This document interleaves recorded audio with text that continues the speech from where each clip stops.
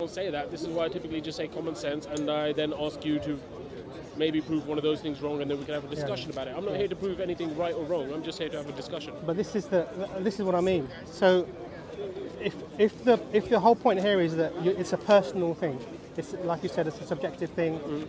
I've had experiences with God, and this is my subjective position. Then that's fine for you. You can go and do whatever you want. The point it becomes an issue is where you then say to anybody else. So the guy that comes and has all the opposite views of what you call the righteous path, and his label righteous path contains those things that are opposite to what you say. On what basis are you saying it? So we established common sense, so democratization, and even subjective experience are not sufficient. No, but this is the issue that Muslims tend to do. They tend to come here and they tend to push Islam. When you come in here to push Islam, you are trying to recruit numbers. When you're recruiting numbers, you're not recruiting for quality, you're recruiting for quantity. I just had a conversation with someone just a few minutes ago where one of the Muslim kids was running around with his camera in his hand, shouting at everyone else, just going, ah, ah. I'm like, okay, don't give dawah to people who are non-Muslim. You need to give it to that guy first. That guy needs dawah first, because he's obviously lost the message. Unless that is the message of Islam, that you could run around screaming in people's faces. So again, what I would suggest is, I appreciate there are some kids that are running around with cameras doing things that they shouldn't be doing, but actually what we're trying to establish here, the thing that we're trying to... So let me just be devil's advocate. If that person said to you, the righteous path, in my opinion, you're going to change your master? Yeah, it might as well. If you become a devil's advocate, so shall I. So I'm just going to give you a position here. So if I hope you don't think I'm being disingenuous. It's okay. I'm trying to get to the fundamentals. So if you think that if that person is doing something wrong and they're not following the righteous path, if that's your position, then you need to have a way of establishing what the righteous path is. Yeah, but the thing is this: if we go back to a source, which is what you're going to claim, you need to have a source, and you're going to claim that the Qur'an is your source, and that's... No, before that, because immediately one of the things you've done is you've gone into specifically about a religion thing. No, because that was the whole point of our conversation originally. I understand. The fact that you've gone into this is got nothing to do with the original question I posed to you guys. I understand. I hear what you're saying. What I'm trying to say is that even before we get to the stage of establishing whether the specifics of any particular path are correct, do you understand what the point I'm making? No. I'm taking it a step back. I'm making it more fundamental. So what I would do if I was trying to establish the way for truth or not truth, I need to ground that in something that isn't me, that isn't the society, and is something beyond that. I have to do that. Why do I have to do that? Because we've established that you can't democratize truth. We've established that common sense doesn't prevail. And we've established that there are people that do things that could be completely wrong, and they think that might be the righteous path for them.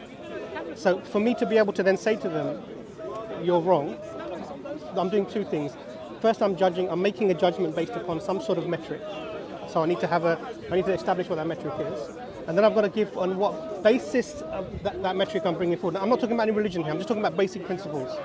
We can come to the religion in a bit. But for me, when we had that discussion online, there was a disconnect between wonderful, you're following the righteous path. I love the concepts that you bring forward, no problem, I don't have any issues with those. The issue was, if it's something that's common sense that's coming from yourself, someone else can make the same claim. They can make the same claim, but then how would I, as a third person, distinguish between you two, which is actually the righteous path? So how would you go about? I get this question asked a lot. They say, how do you know that the worldly path or the self-worship path is bad?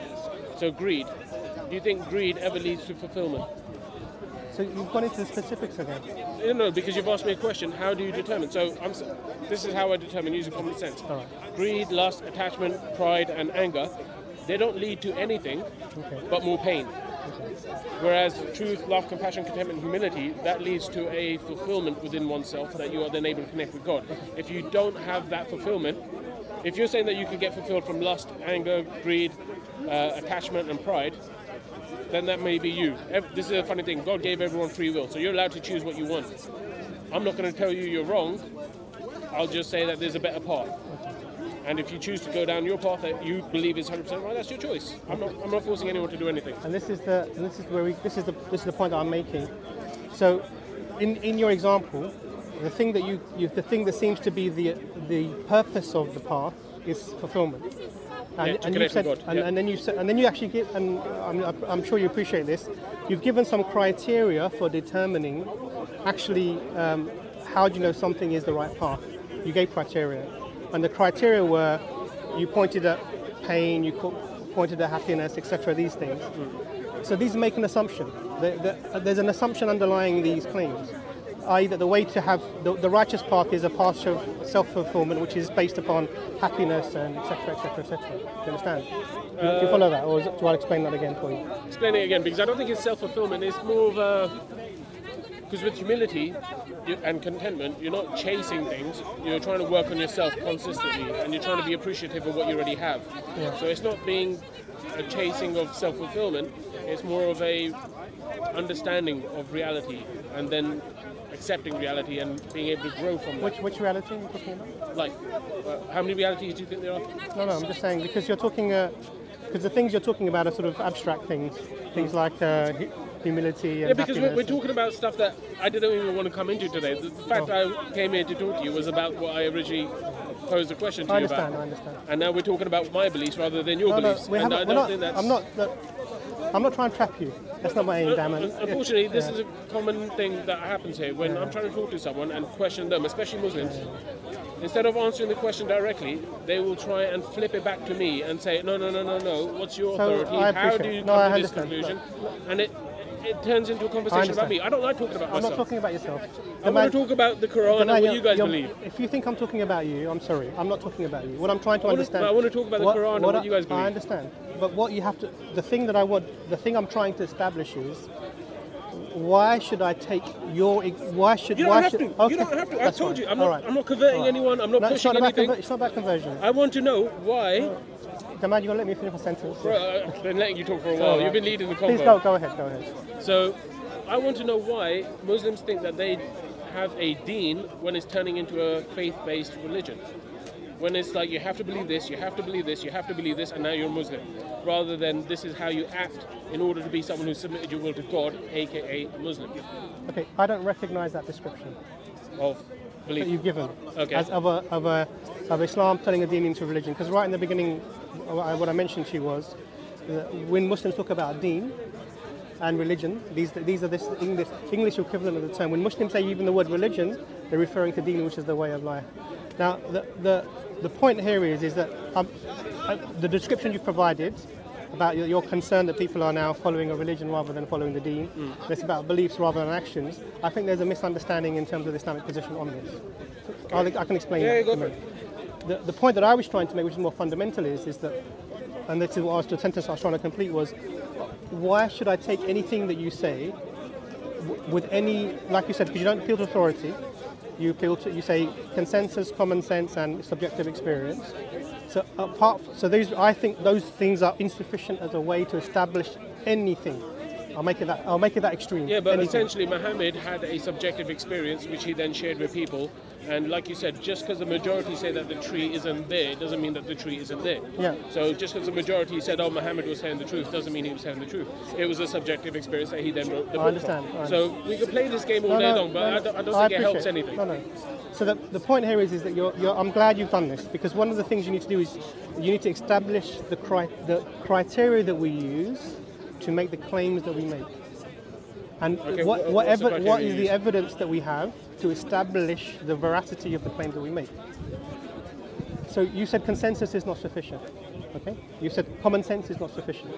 Okay. Subjective personal experience is not sufficient. So we have to. I didn't say they're completely insufficient. You said that. I said that those are the things I use to understand that there's a general tone to life where everyone would typically agree that it's better to be loving to each other than to be angry at each other. Most people would agree that it's better to be compassionate with each other than to be proud and think you're better than everyone else. So there's a common consensus in that, and there's a bunch of common sense in that. I appreciate what you're saying, and I don't disagree with what you're saying. But what I'm talking about is something more fundamental in this, which is the basis of it. Now, for Muslims, none of us, you're absolutely right, none of us witnessed the subjective experiences of the Prophet Muhammad, peace be upon him. None of us did.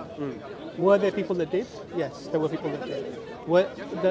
Do we have a product of those? Do we have a product of those experiences that we can refer to today? Yes, we do.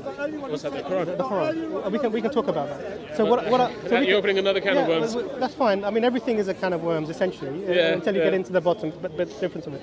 But the point here is, what I'm pointing out to you is that at least I'm referring to something. Something that's outside of my personal subjective experience, outside of somebody else's subjective experience. The text, the fact itself. The Quran is not outside of my personal subjective experience. No, it's somebody's experience. Okay, so it down, it's available for analysis, right? Okay. Yeah. So there is something that I can refer to, and then I have to look at that and look at the how we as human beings establish what things are true, factual, infactual. We can go into all those details. Now I'm saying that I have a way of referring to something, and I have a concept which is maybe different to yours. I don't know.